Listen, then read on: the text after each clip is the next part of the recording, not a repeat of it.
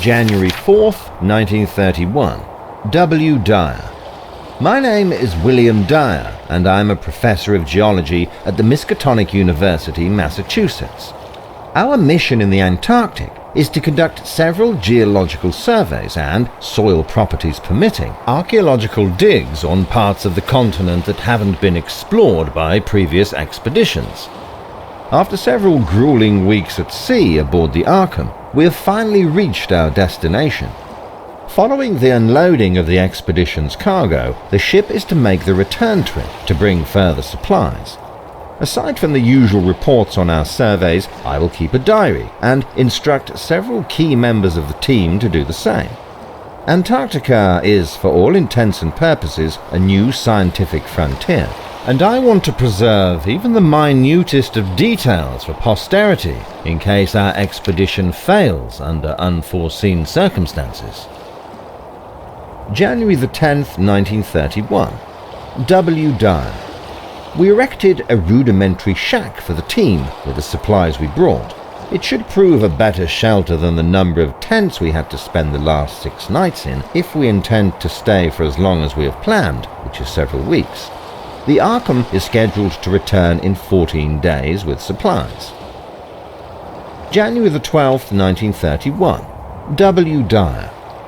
While we studied what lies within the cave, Mr. Gedney was able to erect the drilling apparatus and promptly excavated several fossils, mostly things like seaweeds and trilobites. These discoveries align with the strata they were found in, but they are of course exciting nonetheless. What is remarkable, though, is an enormous fossil that Mr. Gedney was able to unearth. It seems to be the imprint of a gigantic, hitherto unknown species of 5-sided starfish.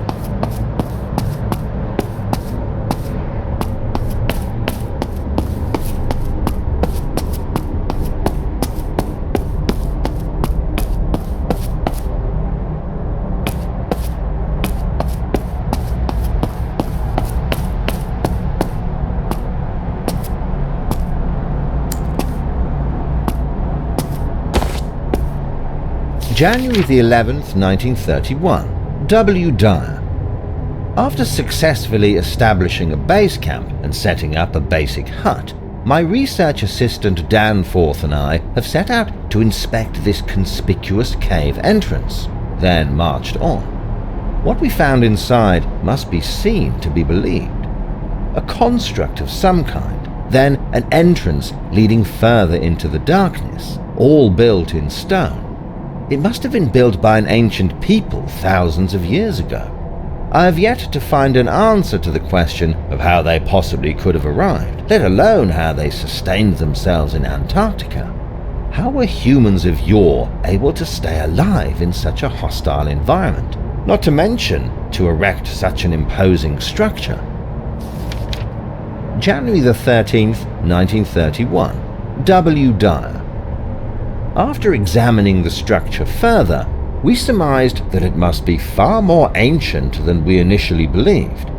The open entrance features what appears to be a door-like mechanism, but there does not seem to be any obvious way of operating it. There is a 5-sided hole at the center of the platform, about 10 inches wide, which suggests that something is missing, an object which can be inserted into it.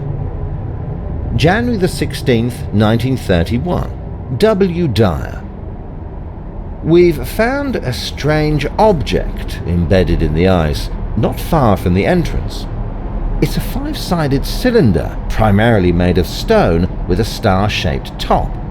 It has metal trimmings, a gemstone embedded in its top side, and its 5 sides are marked with strange symbols. This newly discovered object fits the hole of the pedestal in front of the door perfectly, but inserting it doesn't seem to have any effect. I can only speculate, but I assume it functions like a key to open the door should it close.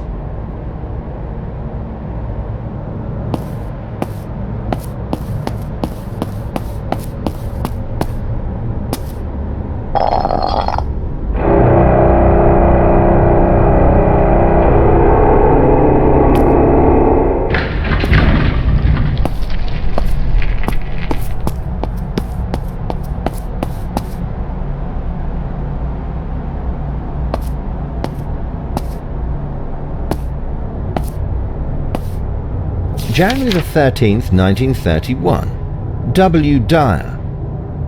I finally found some time to inspect the mural inside of the structure more closely. What's portrayed here must be an elaborate joke, because the alternative frightens me deeply. It depicts several winged creatures. Their bodies are cylindrical, their heads are almost star-shaped, and they have several appendages that remind me of cephalopods. They're held up by an amoeba-like mass.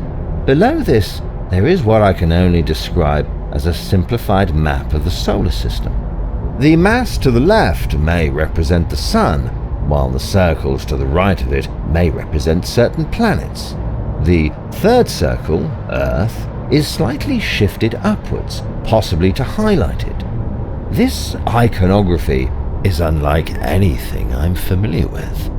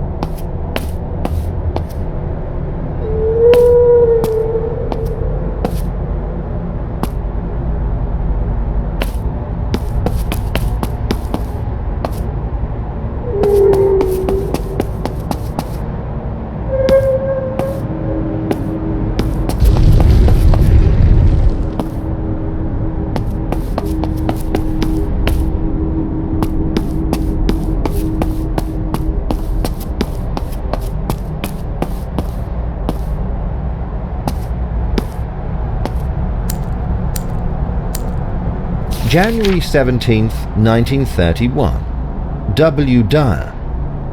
After much consideration, Danforth and I finally made the perilous climb across the chasm. Our colleagues in Massachusetts would probably call us reckless or mad for even attempting such a thing in such a remote location, so far from help. But this entire structure is just too magnificent not to be explored further. Danforth and I finally admitted to each other what we individually already had in our minds. This structure is likely not of human origin. I must admit that I have, in fact, read the Necronomicon, this peculiar piece of literature by the mad Arab Abdul al-Hazred. Up until this expedition, I thought it to be nothing more than the deranged musings of a madman with no further significance. Upon inspecting this new mural, and the first one we discovered, these texts don't seem very mad after all. The Necronomicon tells of creatures whose description is eerily similar to the ones depicted so far. Elder things, it calls them. And if the Necronomicon is to be believed further, these elder things are not merely observers of life on Earth, but its very origin. I cannot express how much this realization now weighs on Danforth and me, but we will have to keep quiet lest we put the morale of the team and therefore the success of this expedition in jeopardy. The mural at hand, and the corresponding passages of the Necronomicon, tells of the arrival of this ancient species when Earth was but a barren rock. They seemed to be able to traverse the vastness of space using their wings. After their planet of origin was somehow destroyed or faced some other kind of calamity that must have made it uninhabitable.